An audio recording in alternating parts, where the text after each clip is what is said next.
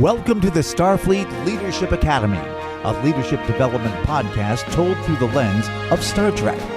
And now here's your host, Jeff Akin. Welcome, everyone. Thanks for joining me today. I'm so excited to be bringing this episode to you today. It's one of my all-time favorites. We're going to talk a lot about job titles, org charts, and perceptions, and I offer some pretty radical ideas on changing that all up.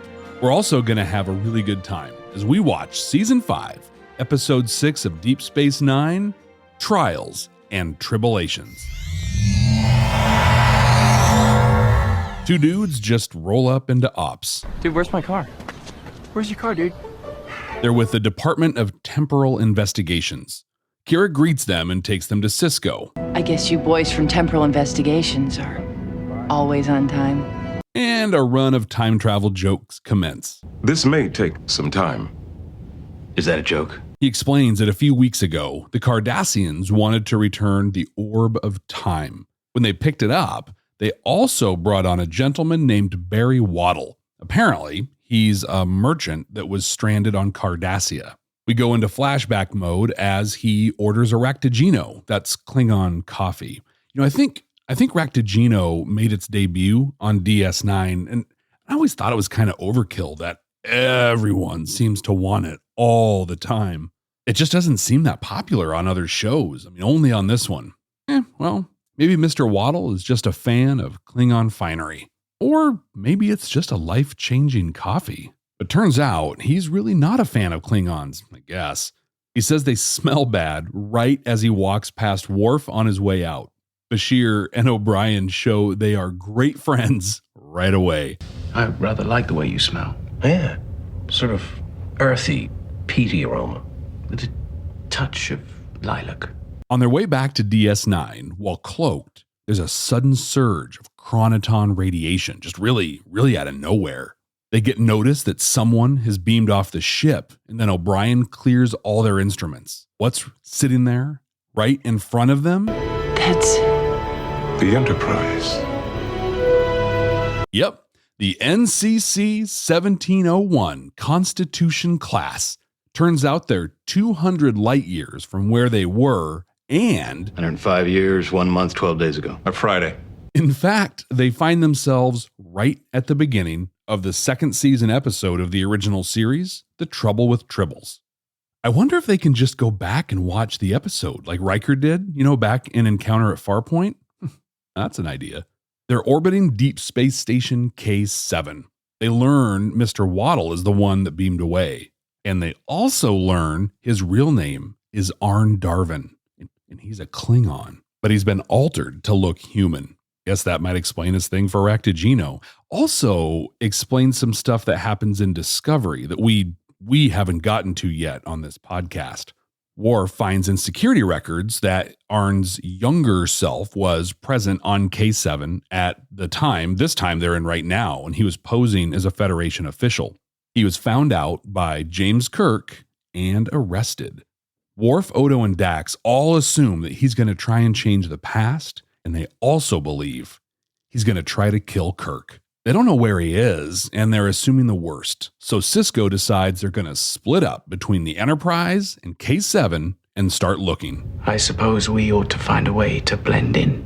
A super fun scene follows of the crew grabbing gear and getting into uniforms from the time period. This whole thing is so great. As somebody who grew up on the original series, this still sends real chills down my spine.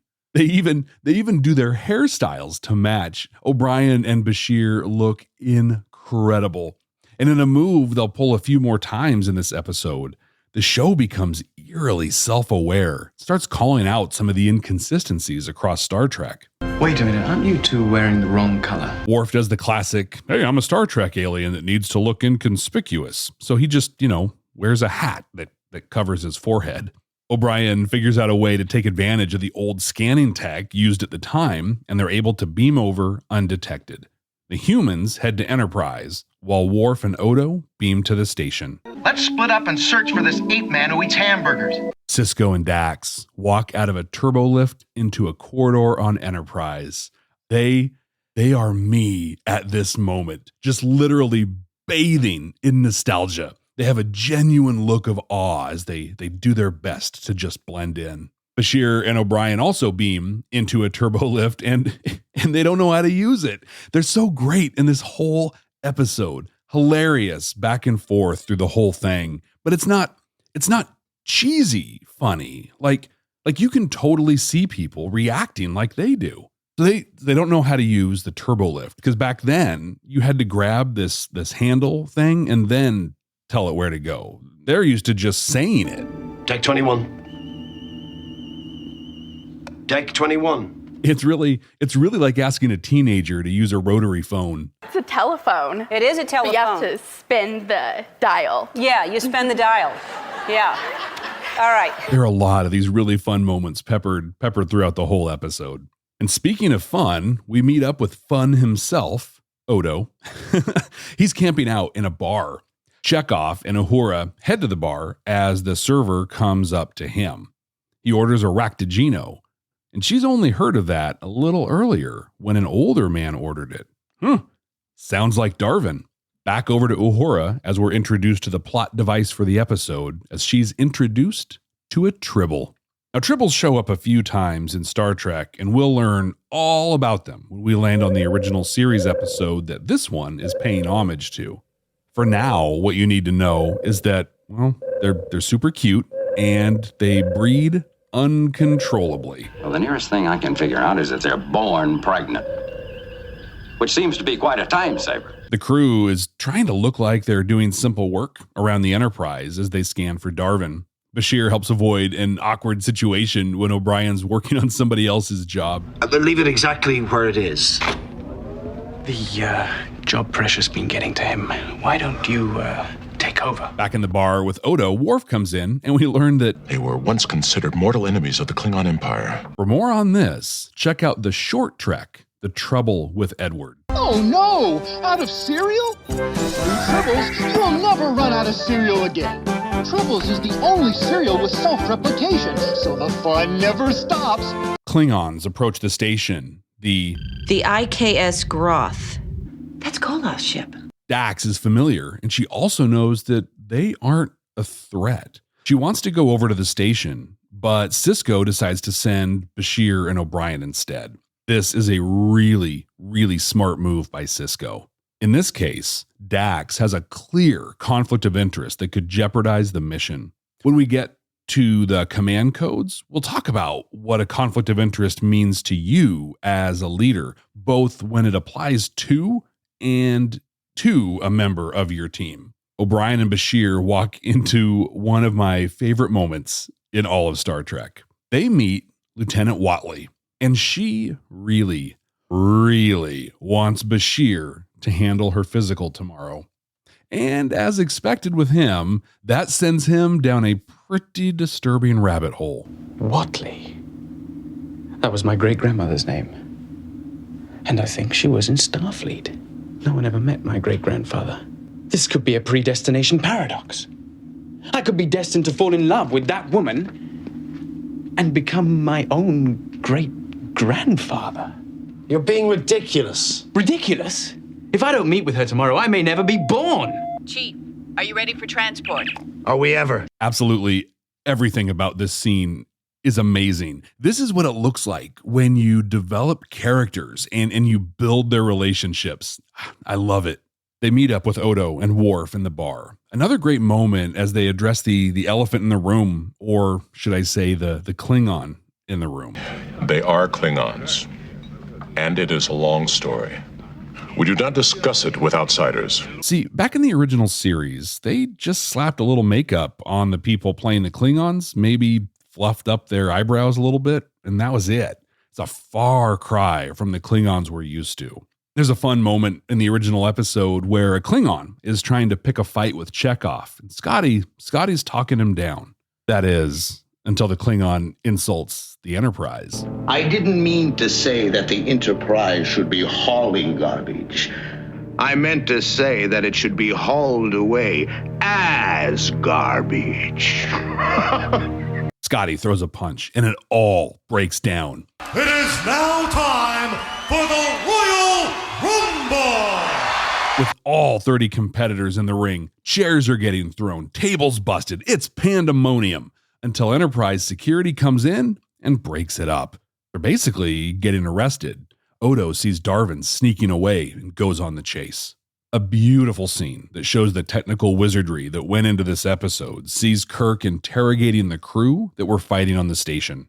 O'Brien and Bashir are in the lineup and they're interacting with Kirk. It's absolutely seamless. Everybody keeps their mouth shut, and so they all get confined to quarters. On their way out, they see the growing menace of the Tribbles. They are littered all over the corridor. In the confusion, Worf and Odo were able to apprehend Darwin. They take him to the brig on the Defiant, where he shares that he left a bomb for Kirk. He put it in a Tribble, but he didn't say where that Tribble was. Now, there's a clock on. In an hour, it's going to go off. Dax has a plan to scan for it because it's either on the Enterprise or K7, but they don't know yet. They're sure they can scan the ship pretty easily, but the station scanners, they just aren't sophisticated enough. So they're going to have to scan the Tribbles individually. And there are likely over 1 million of them at this point, and they're still breeding. Sisko completes a scan of the ship, and it's clean. We also get a little history on Dr. McCoy. He had the hands of a surgeon. Turns out Dax's host, Emily, knew him. Knew him well. Odo, Bashir, and O'Brien are feverishly scanning. Dax recommends shadowing Kirk since he's the target. This takes them to the mess hall where they overhear Kirk, Spock, and Scotty. Their conversation leads them to the storage compartments on K7. They're storing grain, and the Tribbles are gorging on it. Kirk opens an overhead cargo bay on the station, and the Tribbles just start raining down on him. Such an iconic moment in all of Star Trek. Sisko and Dax find the Tribble and beam it out into space just in time. The day is saved, and according to the Temporal Investigations guys, without any impacts to the timeline. Sisko takes a moment of indulgence. He stays on the bridge of the Enterprise just long enough to get a sign-off on a report from Kirk. He tells him, It's been an honor serving with you, sir. All right, Lieutenant, carry on. Thank you, sir. In the meantime, Kira figures out the time orb, and they head home. Temporal Investigations leave Deep Space Nine, and we're back to normal. Or are we? Odo calls him down to Quarks on the promenade, and he's covered in a brand new product, Tribbles. Yep, Tribbles have come to Deep Space Nine. Well, at least for the moment. This episode is basically perfect. Perfection. It's fun, it's lighthearted, it's nostalgic, but not aggressively so. I mean, it's just great. This was DS9's way of marking and celebrating Star Trek's 30th anniversary. Voyager was also on the air during this time, and they celebrated with their episode, Flashback. That one was a lot of fun too, and focuses more on the movies that featured the original series cast. And speaking of movies, the film Forrest Gump had come out just a little while before this episode. They really brought this technology to prime time. The ability to put modern actors in classic footage, and the DS9 crew used it brilliantly. There are a lot of lists out there that call the original series episode that this is based on, the Trouble with Tribbles, they call it the best episode of Star Trek, period. Now I don't agree with that necessarily, but it really was a super fun episode. But I actually prefer this take on it. The seamless melding of two great casts with a time travel story that's just for fun gets no better than that. They have a lot of fun with the inconsistencies in the franchise too, like the uniforms, the Klingons. The show Enterprise will actually explain why the OG Klingons look different than the movie and 90s Trek Klingons. But up until this moment, it was just a thing that was never mentioned. It was really the Voldemort of Star Trek. We do not speak his name. Voldemort. Voldemort. Voldemort. Voldemort. Voldemort. Voldemort. There's endless amounts of trivia and notes about this episode out there. But I think my favorite nugget is that the writer of the Trouble with Tribbles episode, David Gerald, he's in the episode. He's a crewman in the background of the episode, and at one point they have him petting a Tribble. I can't recommend this one enough. I'm so glad it came up. Absolutely any excuse to watch this episode is a good excuse. Command codes verified. Even with all the fun going on, Sisko demonstrated some strong leadership qualities. Like many of them in Star Trek, they were brief moments. Like one was just one line, actually, but there's no denying the wisdom in them. The Starfleet Leadership Academy is supported by listeners just like you. Click the link in the show notes to support the ongoing production of this podcast. When they're suiting up in the 23rd century gear, Bashir comments on the rank on Sisko's uniform. Captain? Well, Lieutenant, actually. I didn't want to push my luck. Looks good on you, sir. This highlights one of the toughest contradictions of leadership that I often struggle to wrap my mind around. Titles don't matter, but titles do matter, actually. Now, have I lost you already? I've said it before on this podcast and countless times in conversations, but job titles, especially for leadership roles, they just really don't matter. They don't. In fact, one of my clients a few years ago went to a conference and they listed their job title as employee. I love that. Now, their actual job title was Chief Technology Officer, but they really just saw themselves as an employee with a specific set of job duties. I've recently become very interested in the concept of a flat org chart where no one reports to anyone and everyone just has their job duties. They hold each other accountable to the goals and the mission of the organization, period. Like no hierarchy at all. And in that paradigm, titles only matter to help define and differentiate your duties. But in the traditional, one person at the top, many people at the bottom org chart, titles kind of matter, but not in the way they actually should. Let me explain. My client, the CTO, looks at her title as a description of her duties. But if she sends an email or is in a meeting or drops into the workplace, people are going to react. Hello, Peter. What's happening? In fact, most everyone here works in an organization or has worked in an organization with an IT department, right? Well, we're going to do a little exercise here. If you're driving, I recommend saving this part till later. We're going to do a little visualization. Imagine a day in the office. And depending on the state of the world when you're listening to this, that might be harder to imagine than it used to be. But anyway, picture yourself in the office. You're working away. Your staff are working away. Hear the buzz of the office, the sounds of work. Put yourself in that moment. Now, imagine one of your desktop support techs comes into the workspace. They're going to fix some issue on somebody's computer. What changed in the environment when they walked in? Did people stop working to see what was going on? Did it maybe get a little quieter? Or was everything still pretty much the same? Okay, now clear your head, cleanse that palate. Go back to your office before the tech walked in. You're surrounded by the buzz of productivity. It's beautiful. Then the CTO walks in. Okay, now what's changed in the environment? That change.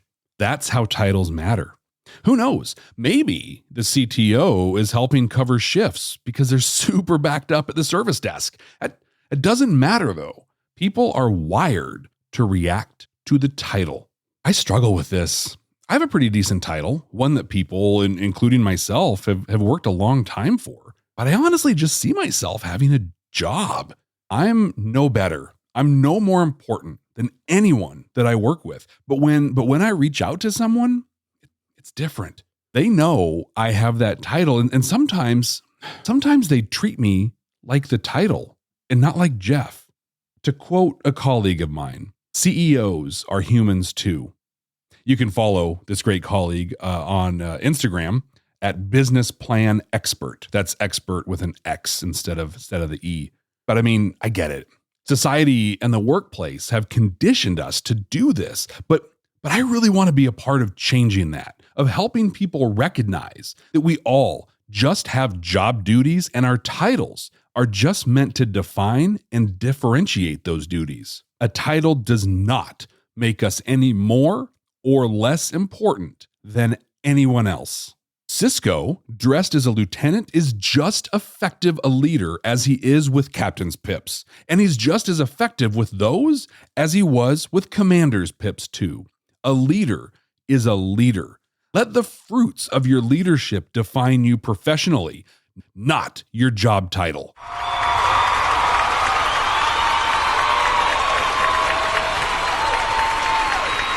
Okay, shifting to later in the episode. When the Klingon cruiser first arrives, Dax wants to head to the station and Sisko cuts her off. She's excited that she might see Koloth. Sisko recognizes the countless ways this could go south. He recognizes the conflict of interest Dax has here. Conflict of interest. If you work in HR, you are very familiar with this term. If you're a manager, you've probably at least seen it on some forms that HR has sent you. Regardless of your familiarity with the term, it's something that you should always be aware of and be on the lookout for. A conflict of interest exists when there's the potential for clash between personal and professional interests. This can be a situation where someone could gain personally from a professional decision. It could be using a position to grant favors or benefits to friends, family, or others.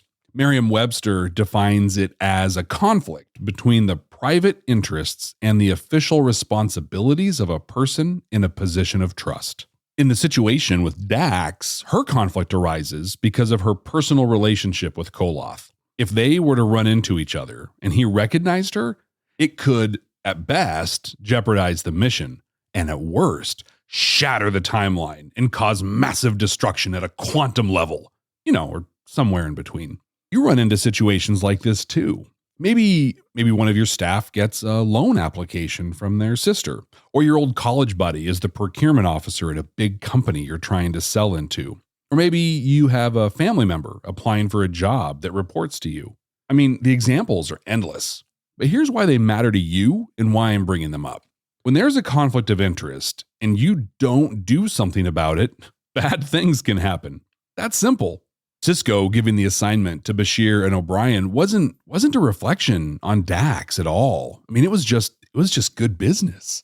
The way to manage these conflicts is to create an environment where people are comfortable to bring them to you, and you're smart enough to do something about them. If they didn't have a trusting relationship, Dax could have been offended, but she knows that Sisko has the mission at the front of his mind, and he's not going to put that at risk. He's helping her, and she knows it. She might not like it, but she understands it. So talk with your teams and don't judge what they bring to you. Stay focused on your mission. Be sure that your staff know you are. When you do that and you make a decision based on a shared conflict of interest, everyone wins. And this goes for you as well. If a conflict comes up, tell your boss. Tell HR. So, no, I wouldn't say I have a passion for HR. I suppose I should be responsible here and say to follow your company's policy on this, but every policy basically says to tell someone. And then when you get pulled off an assignment or have a task reassigned because of the conflict of interest you declared, be cool with it. No one is trying to slight you or take anything away from you. They're protecting you and helping ensure a successful mission. At the end of this episode, the Temporal Investigators tell Sisko it's all good. No harm, no foul.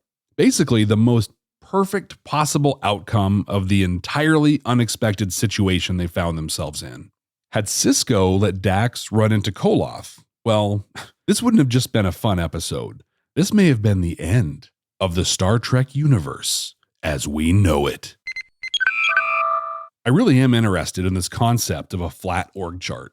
Have any of you experienced this? Share what you know with all of us. We have a great Facebook group. Join today and tell us your thoughts on the concept. There's a link in the show notes. I might even share some of that discussion on a future episode. And share some of your stories about trials and tribble-ations. Did you see it when it came out? Do you think it still holds up? Is it one of your favorites too? Let me know. I'm on Twitter at SFLA Podcast. And you can follow me on all the social media. I'm at Jeff T. Akin. Jeff, T as in Tribble-ations, Akin. Now, computer, what are we going to be watching next time? Working.